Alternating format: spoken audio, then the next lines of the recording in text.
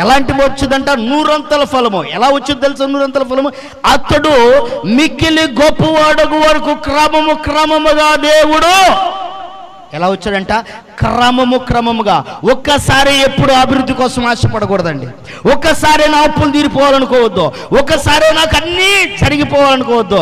దయచేసి ప్రయోజనం బిడ్డలారా, క్రమముగా దేవుడిని దీవించడం ప్రారంభించినప్పుడు ఆ క్రమంలో ఒక గొప్ప జీవితాన్ని దేవుడు నీకు ఇస్తాడు. ఆమేన్.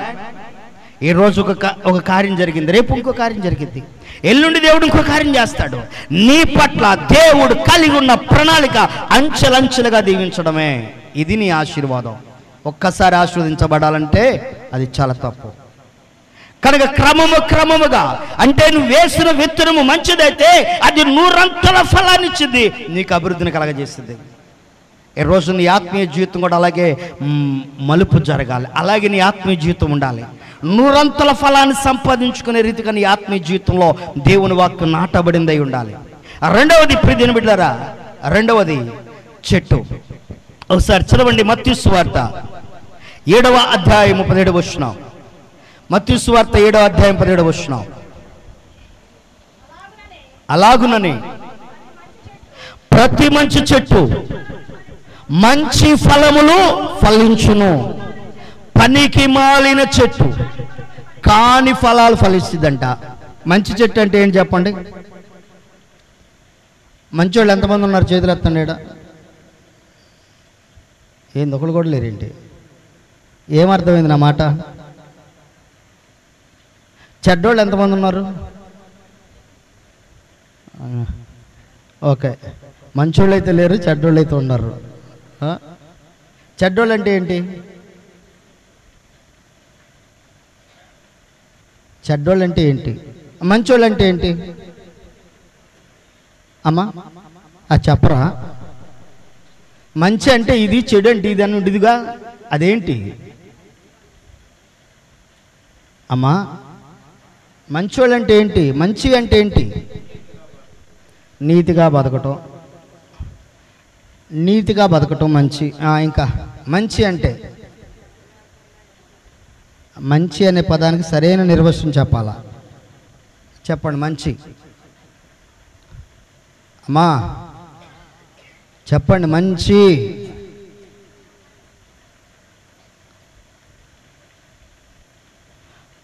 దగ్గర ఒక 15 సంవత్సరాల క్రితం ఒక పాట రాశా.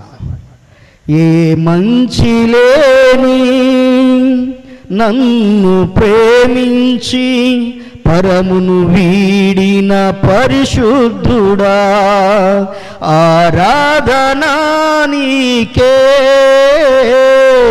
ఆలాపనా నీకే. అంటే ఏ మంచి లేకపోవటం. మంచి అంటే ఏంటంటే ఇతరులకు ఉపయోగపడకుండా ఉండటమే మంచి. లేకపోవటం మంచి జీవితం లేదురా అంటే అర్థం ఏంటి? ఇతరులకు ప్రయోజనకరంగా ఉపయోగపడకపోవటమే ఆడు మంచోడు కాదండి అంటే అర్థం ఏంటి? ఇంత కూడా ఉపయోగపడరండి అంటే ఇప్పుడైతే ఉపయోగపడితే చాలా మంచోడండి, పిల్లోడు చాలా మంచిదండి, అమ్మాయి చాలా మంచిదండి, ఈ పని చెప్పగానే ఇట్టే చేసేదండి, చాలా మంచిదండి. ఏదన్నా అయ్యా కొంచెం ఆ వస్తువు అటు ఇయ్యి అంటే చాలా చక్కగా అందిస్తారండి, చాలా మంచోళ్ళండి వాళ్ళు. అది ఇవ్వలేకపోతే అబ్బో వాళ్ళే గమనించండి. అంటే మంచోళ్ళు అంటే ఏంటి? ఇప్పుడు మంచి అంటే ఏంటి? ఇతరులకు మేలుకరంగా ఉపయోగపడటం. ఇతరులకు మేలుకరంగా ఉపయోగపడట్లేదంటే అర్థం ఏంటి? స్వార్థపరులు అని అర్థం. ఎందుకంటే నా కడుపు, నా దేవుడు, నా జీవితం, నా బతుకు. అర్థమైందా? స్వార్థపరుల జీవితం ఏంటి? నా కడుపు, నా దేవుడు, నా జీవితం, నా బతుకు. పక్కన ఏమైపోయారో పర్వాలా, ఆడ పక్కనేదో జరగని ఆడ గట్టగా జరగాలి, నాకెందుకు. ఇది ఈరోజు మంచి అనే విధానాన్ని చెట్టు మంచిదైతే మంచి ఫలాలు వస్తాయి. ప్రియ దేవుని బిడ్డలారా దయచేసి గమనించండి. నేను నమ్ముచున్నా దేవుడు మీ యొక్క జీవితాల్లో మంచి జీవితాన్ని మీకు ప్రసాదిస్తాడని నమ్ముతున్నా. మీరు మంచి చెట్టుగా ఎప్పుడు మారుతారు తెలుసా? మంచి వృక్షంగా ఎప్పుడు మారుతారు తెలుసా? అంటు కట్టబడితే. ఇందడ చెడ్డవాళ్ళు అనగానే చేయెత్తారు అన్న చేయెత్తాడు, చెడ్డవాళ్ళు అనగానే. ఇప్పుడు ఈ చెడుతనాన్ని దేవుడు తీసేయడానికే ఆయన నిన్ను ప్రేమించి నీ దగ్గర పిలుచుకున్నాడు. నిన్ను చెడ్డవాడుగా నిన్ను ఉంచడానికో చెడ్డదానిగా నిన్ను ఉంచడానికో కాదు, మంచివాడుగా చేయాలని. అయితే నువ్వు చేయవలసిన పని ఏమిటి? యోహాను సువార్త 15వ అధ్యాయము, యోహాను సువార్త 15వ అధ్యాయము 1, 2, 3 వచనాలు త్వరగా. నేను నిజమైన ద్రాక్షవల్లిని, నా తండ్రి వ్యవసాయకుడు. నాలో ఫలింపుని ప్రతి తీగ నరకబడి ఆయన ఏం చేస్తారంట? తీసి పారవేస్తారంట. ఫలించు ప్రతి తీగ మరి ఎక్కువగా ఫలింపవలనని,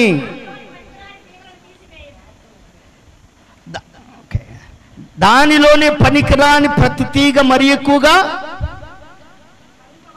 ఫలింపవలనని, దానిలోని పనికిరాని తీగలను తీసివేయను. బాగా గుర్తుపెట్టుకున్నాం. మంచి ఫలము అంటే ఏంటి చెప్పండి? ఇప్పుడు మంచి చెట్టు అంటే ఏంటి చెప్పండి? మంచి చెట్టు ఎప్పుడు మంచి చెట్టుగా మారిద్ది? అంటు కట్టబడితే. ఎప్పుడు మారిద్ది? అంటు కట్టబడితే. ఇప్పుడు అంటు కట్టబడి అనుభవం నీలో ఉండాలి. ఎవరితో అంటు కట్టబడాలి? వాక్యము అనే విత్తనము నీలో నాటుకుని ఇప్పుడు నువ్వు ఎవరితో అంటు కట్టబడాలి?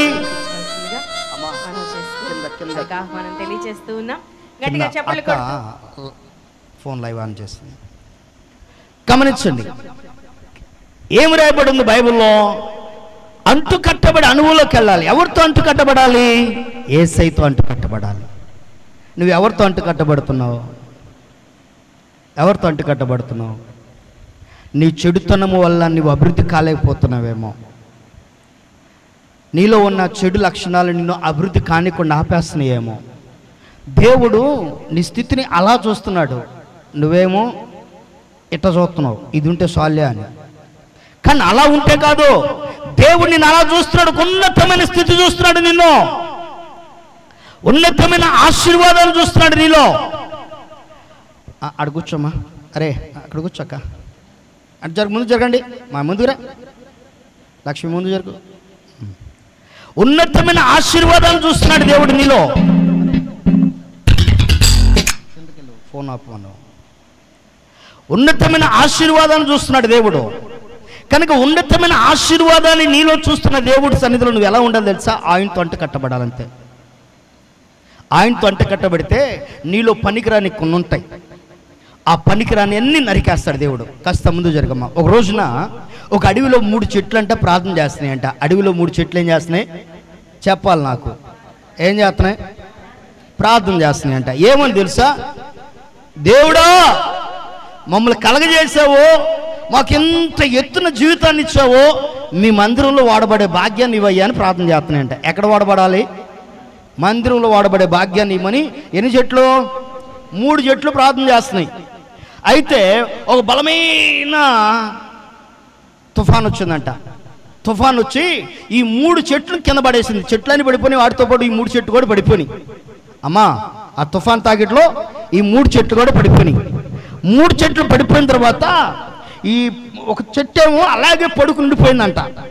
2 చెట్లు అనుకున్నాయంట, అయ్యయ్యో ఈ అనవసరంగా ఈ తుఫాన్ వచ్చింది, ఈ తుఫాన్ తాకిడి మనం పడిపోయాము, ఇప్పుడు మనం పడకుండా ఎంత బాగుండేది, నిలబడదామని చెప్పి ఒక చెట్టు నెట్టుకుంటా కొంచెం అట్ట పైకి లేచినాయి అంట.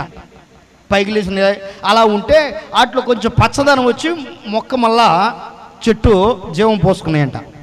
ఓ పడిపోయి ఉన్న చెట్టు అట్టాగా ఉంది. ఈ లోపల ఒక ఆయన వచ్చాడు. వచ్చేసి ఏది ఎండిపోయిన చెట్టు ఉంటే దాన్ని కొట్టుకెళ్దామని వచ్చాడు. ఈ లోపు ఎండిపోయిన చెట్టు ఉంది. ఆయన అనుకున్నాడు, రే ఎండిపోయిన చెట్టు కంటే పక్కన ఉన్న చెట్టుకు బాగా బాలావుగా ఉన్నాయి, ఐదు కూడా నరికేద్దామంటే దెబ్బేస్తంటే అంటారంట. రే నరకమాకో, ఇప్పుడు నరకమాక మమ్మలే వద్దు అని అన్నాయంట. ఈయన ఇంకో దెబ్బేస్తాడు మనలా అంటున్నాడు. రే నిన్నే చెప్పేది, నరకొద్దంటలేదా అనేసరికి వదిలేసి పక్కన పడుకున్న చెట్టును నరికేశాడు. నరికేసి ఆ చెట్టు తీసుకుని వెళ్ళిపోయి కొమ్మలు చిలికేసి రంపంతో కోసేసి దాన్నంట 3 వస్తువులు చేశాడంట. ఒకటి పాస్టర్ గారు కూర్చోడే కుర్చీ చేశాడంట మందిరంలో. రెండవది సంగీత వాయిద్యం వాయించడానికి డోలక్ చేశాడంట. మూడవది పాస్టర్ గారు నిలబడి బైబిల్ పెట్టుకోవడానికి ఫుల్ ఫిట్ చేశాడంట. ఈ 3 వస్తువులు చేసి ఆ చెట్టును తీసుకెళ్ళి మందిరంలో పెట్టారంట. తర్వాత కొన్ని దినాలకి ఆ మరొంకోసారి గాలివాన వచ్చిందంట. ఆ గాలివానికి 2 చెట్లు ఇట్లా ఉన్నాయి కదా, వంగిపోయిన చెట్లు 2 మొత్తం నేలమట్టం అయిపోయినాయి అంట. అవంగాల్ని వేరే వాళ్ళు వచ్చారంట, పూర్తిగా నరికేసి తీసుకెళ్ళిపోయారు. ఆ పక్కన పొలలో పొయ్యి మంటేస్తుంటే ఆ మంటలో ఈ కట్టెలు తీసుకెళ్ళి పెడుతున్నారంట.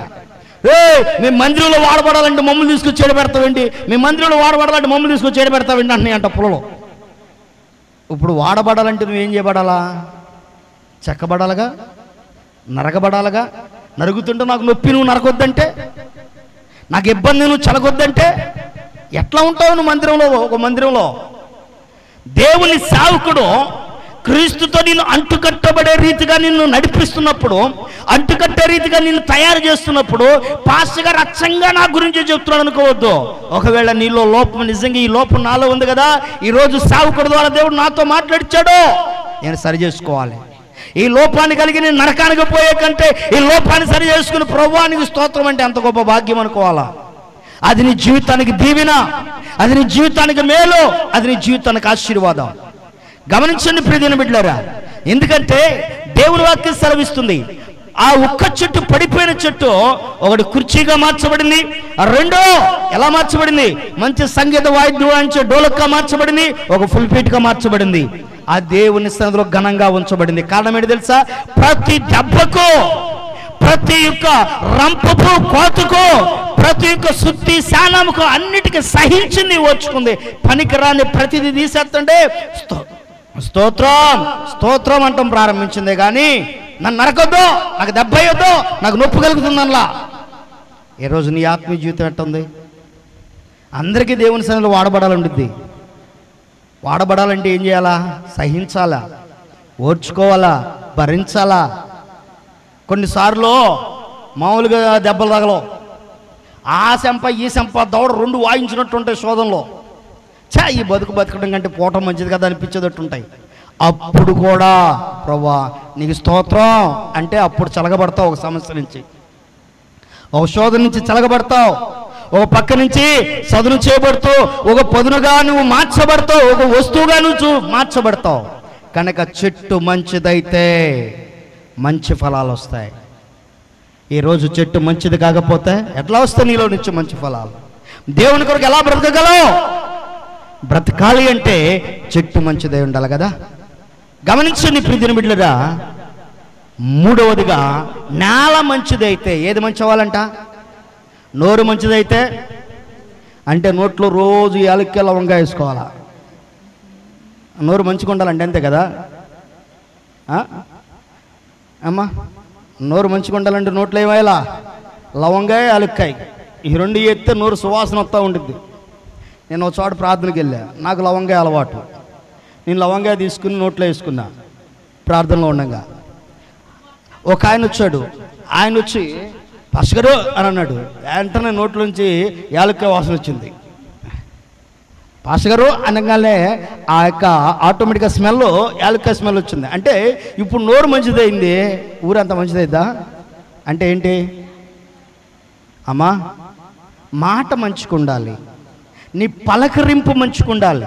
అర్థమైందా?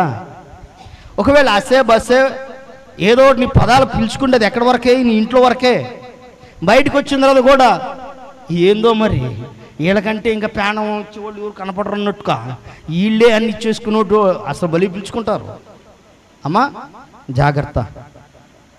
కొన్ని పదాలను కొంతవరకే వాడుకోవాలి, కొన్ని మాటలు కొంతవరకే పరిమితం.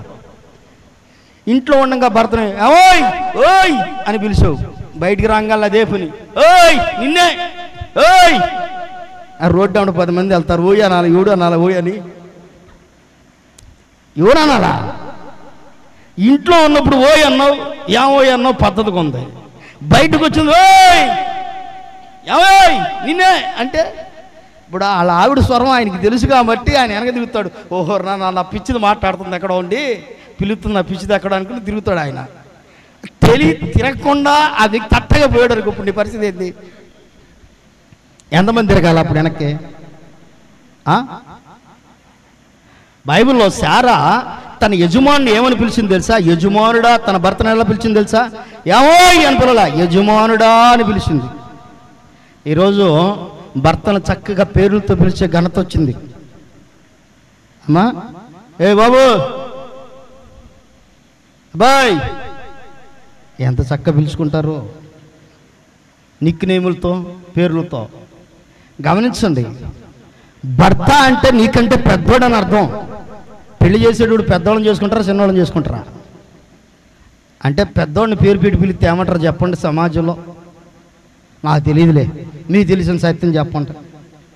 అమ్మలారా, సమాజంలో పెద్దోళ్ళని ఎవరన్నా, ఉదాహరణకు మీ మనవడు వచ్చి మీ ఆయన్ని సుబ్బారావు అన్నాడు, మీరేమంటారు? దై ఎట్ట కనబడ్డారా నీకంటే పెద్దోడిని పట్టుకు సుబ్బారావు అంటే తాతను పిలవలేవో? బో ఎంత నీతులు వస్తాయో అప్పుడు. నువ్వు పిలిచేటప్పుడు నువ్వు పిలిచేటప్పుడు ఏం రావు, అయ్యి అడ్డు రావు కదా. కానీ గమనించండి, నేల మంచిదై ఉండాలి. నేల మంచిదైతే స్థితిగతులన్నీ మారుతాయి. నేల మంచిగా ఉంటే ఫలఫలితమైన స్థితి వచ్చింది. చదవండి పరిశుద్ధ లేఖన గ్రంథంలో ప్రియ దిన బిడ్డలారా, యెహెజ్కేలు గ్రంథము 17వ అధ్యాయం 7వ వచనం. యెహెజ్కేలు గ్రంథము 17వ అధ్యాయం 7వ వచనం.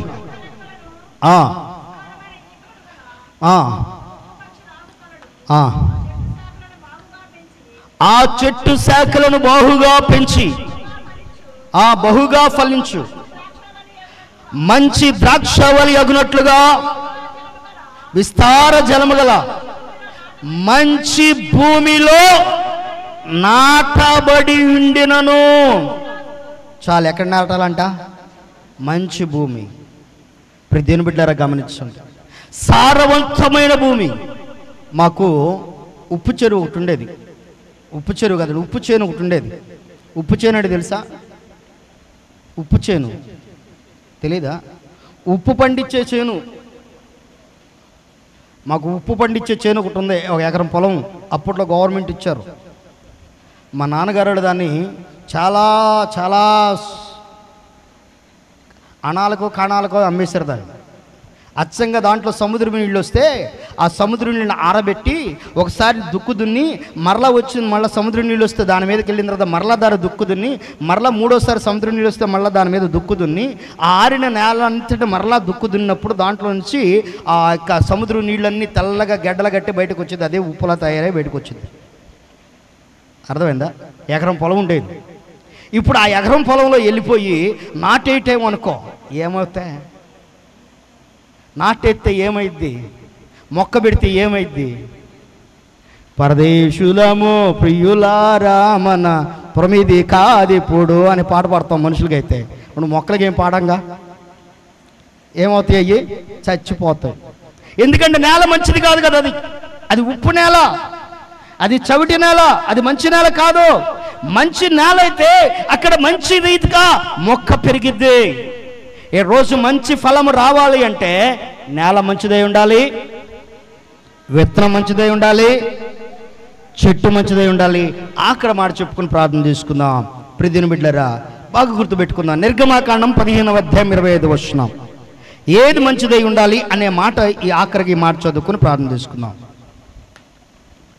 నిర్గమాకాండము 15వ అధ్యాయం 25వ వచనం.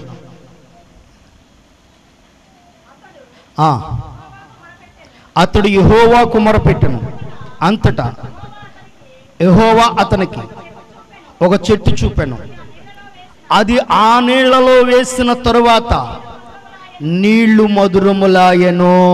ప్రియ దేవుని బిడ్డలారా గమనించండి, ఒకవేళ నీళ్లు చెడిపోని అనుకో, మంచి నేల ఉంది నీ దగ్గర, మంచి నేల, మంచి విత్తనం ఉంది, మంచి చెట్టు ఉంది, కానీ నీళ్లు చెడిపోని. ఇప్పుడు నువ్వేం చేయాలా? నీకున్న చెట్టుని తీసుకెళ్ళి దాంట్లో వేస్తే ఇప్పుడు ఆ నీళ్ళు ఏమవుతాయంట? మధురముగా మార్చబడతాయంట. అంటే ఇప్పుడు ప్రియ బిడ్డలారా, నీ జీవితము దేవునికి అంకితము చేయగలిగితే, దేవా ఇదిగో మంచి చెట్టుగా నన్ను మలచయ్యా, మంచి చెట్టుగా నన్ను తీర్చిదిద్దయ్యా దేవుని నువ్వు అప్పగించుకుంటే, నీరు అనగా అర్థం ఏమిటంటే మాట. నీరు అనగా అర్థం ఏంటి? మాట. నీ నోటి మాట ఏమై ఉండాలి? మంచిదై ఉండాలి. ఇప్పుడు ఎప్పుడైతే దేవునికి నిన్ను నువ్వు అప్పగించుకుంటావో ఆటోమేటిక్గా దేవుడు బూతు నీ నోటి అతను పెళ్ళి నోడిపోతాయి అని వెంటనే నీ మనస్సాక్షిని గదిమేస్తాడు. ఒకవేళ తర్వాత అన్నా సరే, అరే నేను తొందరపడి మాట్లాడానే, నేను ఇలా మాట్లాడకూడదే. నిజంగా నీకు మనస్సాక్షి ఉంటే, ఒకవేళ ఆ మనస్సాక్షిని గొంతు పీసి చంపకుండా ఉంటే, ఆ మనస్సాక్షి నీ దగ్గర ఉంటే వెంటనే పశ్చాత్తాపడతావు. నేను తొందరపడ్డానే, ఇలా మాట్లాడకూడదే, నా నోట ఇలా అపవిత్రమైన మాట రాకూడదే. ప్రతిదిన బిడ్డలారా దయచేసి గమనించండి, దేవుని వాక్యం సెలవిస్తుంది, నీరు మంచిదై ఉండాలి. నీరు మంచిదై ఉండాలి. ఒక మొక్క పెట్టిన తర్వాత ఆ మొక్కకు మంచినీరు పోయకుండా ఆ మొక్కకు ఉప్పు నీళ్ళు తీసుకుని పోసేవనుకో, ఏమైంది? మొక్క మరలా పాట పాడాలి దానికి. ఏమైంది? మొక్క చచ్చిపోయింది. అదే మంచినీరు పోసేవనుకో మొక్కకి ఏమైంది? చక్కగా ఏపుగా ఎదిగిద్ది. ఈ రోజున గరుపాలలో ఉదయాన్ని ఆరాధన చూసుకుని బయలుదేరి వస్తున్నప్పుడు ఒక మొక్క చూశాను ఆ గార్డెన్లో. నాకు అనిపించింది, ఆ మొక్క తీసుకెళ్ళి పెట్టుకుంటే రేపు పొద్దున మీటింగ్ దగ్గర పెడితే ఎంత బాగుండేది అనిపించింది. మరలా అనిపించింది, ఒకవేళ ఆళ్ళు పోసే నీళ్లు, ఆళ్ళు పోసే వేసే ఎరువు మనం వేయలేదనుకో, దీనికి పాట పాడాల్సి వచ్చేదిగా అనిపించింది నాకు. అంటే అంత ఏపుగా చక్కగా ఉంది ఆ మొక్క. వచ్చేటప్పుడే అనిపించింది నాకు, రేపు పొద్దున 26వ కార్యక్రమానికి తీసుకొస్తే చక్కగా బాగుండేది కదా అనిపించింది నాకు. కానీ ఆ మొక్కకు సరైన నీరు పోయలేదు అనుకో, ఏమైంది? మంచి నీరు చాలా అవసరం. ఆ నీరు నీకు కావాలి అంటే ఒక మాట చదవండి, ప్రార్థన చేసుకుందాం. ప్రతిదిన బిడ్డలారా, దేవుని వాక్యంలో కీర్తన గ్రంథం 1వ కీర్తన 2వ వాక్యం, 1వ కీర్తన 1 నుంచి చదవండి, బాగా అర్థమైంది. దుష్టుల ఆలోచన చొప్పున నడువక, పాపుల మార్గము నిలువక, అపహాసకులు కూర్చున్న చోట కూర్చుండగా, దివారాత్రము దాన్ని ధ్యానించువాడు ధన్యుడు. అట్టివాడు నీటి కాలువల యోర్న నాటబడిన వాడే, ఆకువాడక తన కాలమందు ఫలమిచ్చు చెట్టు వలే ఉండును. తన కాలం. ఇప్పుడు మనకు 2 కాలాలు ఉన్నాయి తెలుసా మీకు? ఒకటి క్రిస్మస్ కాలం, రెండోది మీటింగ్ కాలం. ఏం కాలాలు 2? ఒకటి క్రిస్మస్ కాలం జవహర్ గారు, రెండోది ఇప్పుడు తన కాలమందు ఫలమిచ్చు చెట్టు వలే. ఇప్పుడు నీకు వచ్చిన కాలంలో నువ్వు ఫలం ఇచ్చే చెట్లా ఉండాలంటే ఏం చేయాలా? ముగ్గురు దగ్గర కూర్చోకూడదంట. ఒకటి, దుష్టుల ఆలోచన చొప్పున. ఈ పాస్టర్ గారికి పని పాట ఏమి లేదురా, మన డబ్బులన్నీ తీసుకెళ్ళి ఖర్చు పెడుతున్నాడు అక్కడ. మన డబ్బులన్నీ అనవసరంగా నీళ్ళ పోసినట్టు చేస్తున్నాడు పాస్టర్ గారు. అసలు డబ్బులన్నీ పాడు చేసేస్తున్నాడు తీసుకెళ్ళి. అబ్బో ఎంత చక్కగా చెబుతారు. వీళ్ళని ఏమంటారు చెప్పండి? నెంబర్ వన్ ఏ జాబితా? నీ డబ్బులు తీసుకెళ్ళి పరలోకంలో బ్యాంకులు వేస్తున్నాం వేసుకోవడం కుదరకపోతే. అది గుర్తుపెట్టుకో, అర్థమైందా? నీకు వేయటం కుదరక దాచుకుంటుంటే ఆ డబ్బులు అప్పుడప్పుడు 2 కాలాల్లో ఏం చేస్తున్నాను? ఆ బ్యాంకులో నీ తరఫున అకౌంట్ తీసేస్తున్నా. అది నీకు అర్థం కావట్లా. అర్థమైందమ్మా? అది నీకు అర్థమైతే, అరే నేను ఇచ్చేది 1000 రూపాయలు, 2,000 ఇస్తానని చెప్పు అనుకుంటావు. అర్థమైందా? అది నీకు అర్థం కావట్లేదు కాబట్టి అయ్యో అనవసరంగా ఖర్చు పెట్టేస్తున్నాడు. దుష్టుల ఆలోచన చొప్పున నడువక. రెండోది, ఎవరి దగ్గర కూర్చోకూడదంట? ఎవరి మార్గం అంటే ఇది? పాపుల మార్గం. పాపులు అంటే ఎవరు తెలుసమ్మా? దొంగతనము, వ్యభిచారము, పాపం, మోసం ఇది చేసేవాళ్ళు అనుకుంటున్నారు. వీళ్ళు ఒక రకం పాపులు అయితే ఇంకో రకమైన పాపులు ఉన్నారు. ఏంటి తెలుసా ఈ పాపులు? తెలుసమ్మా? మేలు చేయదగి ఉండి చేయకపోవటమే. మేలు చేయదగి ఉండి చేయకపోవటమే. ఏం అర్థం కలదా? ఏంటి తర్వాత డాష్? పాపం. ఏపమంట ఏం చేయకపోయి? మేలు చేయదగి ఉండి చేయకపోవటమే. నీకు ఆ సమయం ఉంది, నీకు ఆ శక్తి ఉంది, నీకు ఆ సత్తా ఉంది, అయినా సరే నువ్వు చేయకపోవటమే పాపం. ఆడు చేసాడు దొంగతనం, ఆడు పాపి, ఆమెను చూసి ఆమె పాపి, ఇట్లా అందరికీ డిక్లేర్ చేస్తావు. కానీ దేవుడికి చేసే డిక్లేర్ ఏంటి చెప్పండి? మేలు చేయదగి ఉండి చేయకపోవటమే. అందుకని పాపుల మార్గమున నీకు మేలు చేయాలని ఉంది, అక్కడ పని చేస్తున్నారు, ఏదో ఆడ నిలబడి చూస్తా ఉన్నా, ఏందో చేస్తున్నారే అని ఇట్లా తొంగి చూసావు. చాలామంది తొంగి చూసే వాళ్ళని నమ్మకూడదము, అస్సలు నమ్మకూడదు. ఇక్కడ నేను నమ్మను. తొంగి చూసేవాళ్ళని దొంగోళ్ళు అంటాను నేనైతే. ఎందుకు తెలుసా? తొంగి చూసేవాళ్ళని దొంగోళ్ళే. ఎందుకు తెలుసా? తొంగి చూసి ఏం చేస్తారు తెలుసా? పిలిస్తే వెళ్దాం, లేకపోతే లోపలికి వెళ్దాం. తొంగి చూడంగానే కనపడ్డారనుకో, పిలిచారనుకో, ఏందమ్మా రా అంటే అయ్యగారు అందుకని వద్దాం అనుకున్నా, అందుకని చూస్తున్నాం ఉండారా లేరని. ఎంత తెలివిగల్లేస్తారో, ట్యాగ్ పెట్టేస్తాడు పక్కన. గమనించండి. అటు తొంగి చూసి ఏం చేస్తారో తెలుసా, అమ్మో ఏమైనా ఉంటే అవకాశం ఉంటే పిలుస్తారు. ఈ దారిని కాదు కానీ ఆ దారిని వెళ్దాం. ఆ దారిని వెళ్తే అసలు పాస్టర్ గారు కనబడం. ఈ వారం రోజులు ఇటు కనబడితే పాస్టర్ గారు ఏదో ఒకటి పని చెబుతాడు. ఈ వారం రోజులు కనపడకూడదు, అటు వెళ్దాం. జీవన్ గారు ఎటు వెళ్తావు? అటు వెళ్ళమాకు, అటు వెళ్తే పాములు ఉంటాయి. కానీ గమనించండి, దేవుని యొక్క సన్నిధిలో దేవుని వాక్యం సెలవిస్తుంది ఏమిటి తెలుసా, పాపుల మార్గం నిలువక. మూడోది ఏంటి తెలుసా, అపహాసకులు కూర్చున్న చోట ఎవరి దగ్గర అంట అంటే వాళ్ళెవరు? వాళ్ళెవరు ఏమ్మా తెలుసా? తెలీదా?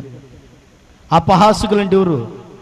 పక్కనోడు నష్టపోతే వీళ్ళకి కడుబొబ్బరం ఉండిద్ది నాయన, వీళ్ళ కళ్ళు చల్లబడతాయి, ఐసు పెట్టుకున్నంత హ్యాపీగా ఉంటారు. దేంట్లో?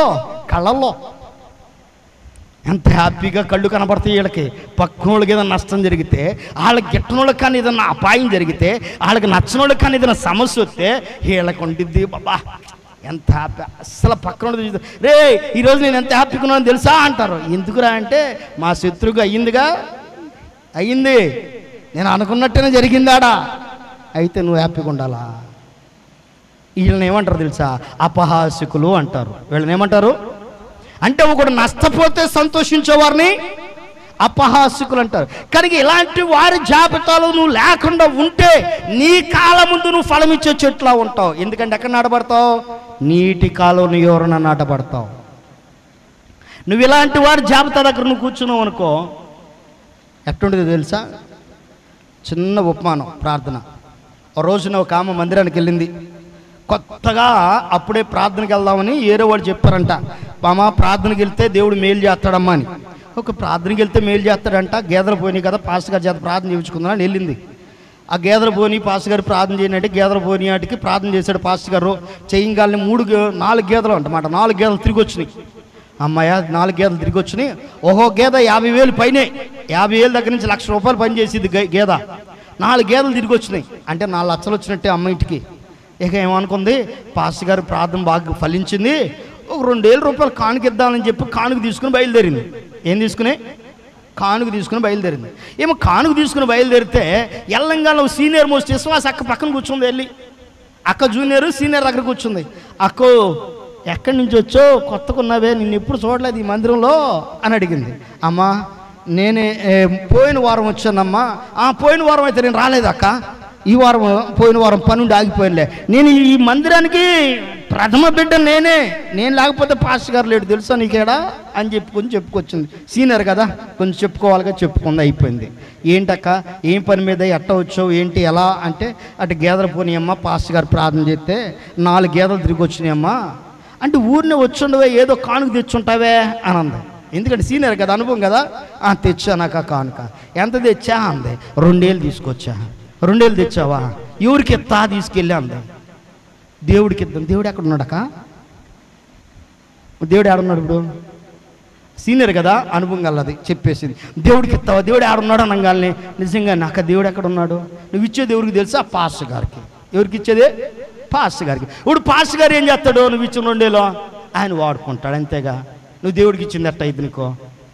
పిచ్చిదాన్ని కాకపోతే నువ్వు మరీను అర్థం చేసుకో అనంది.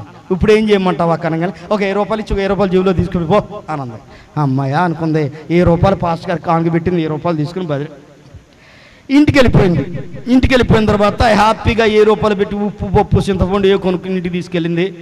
ఏయో తీసుకుని పెట్టుకుని తీసుకెళ్ళిపోయింది, అయిపోయింది. బుధవారం నాడు పాపం గేదె గుడితో తాగుతూ ముందుకు పడింది. అంతే పైకి లేవట్లా. ఆ గుడి తాగుతూ తరగ దాంట్లో పెట్టింది, పైకి లేపట్లా. ఏందా ఇది పైకి లేపట్లేదని వాళ్ళ ఆయన పిలిచింది. ఆయన లేపినా లేవట్లా. పక్క వాళ్ళు ఇద్దరు పిలిచారు, పిలిచినా లేపట్లా. పక్కన ఆటోమేటిక్ వెళ్ళిపోయి దాన్ని అట్ట కొంచెం డాక్టర్ గారిని పిలిచారు. ఏంట్రా అండి ఇది ఎప్పుడు చచ్చిపోయింది అన్న డాక్టర్. ఏమైపోయిందంట? బుధవారం నాడుగా ఒక గేదె చచ్చిపోయింది. ఆ తర్వాత అయ్యో నా గేదె చచ్చిపోయిందని బాధపడతా ఉంటే శనివారం నాడికి ఇంకో గేదె తాడు తెంపుకొని పరార్ ఎటు వెళ్ళిపోయిందో తెలియదు. ఇప్పుడు ఎంత వేసిందేమో కానుక? ఎన్ని గేదెలకి? 4 గేదెలకి 2,000 తెచ్చింది. ఎంత వేసింది? 2 గేదెలకు వేసింది. దేవుడు 2 గేదెలంగా చూశాడు. 2 గేదెలను దారిన వదిలేశాడు దేవుడు.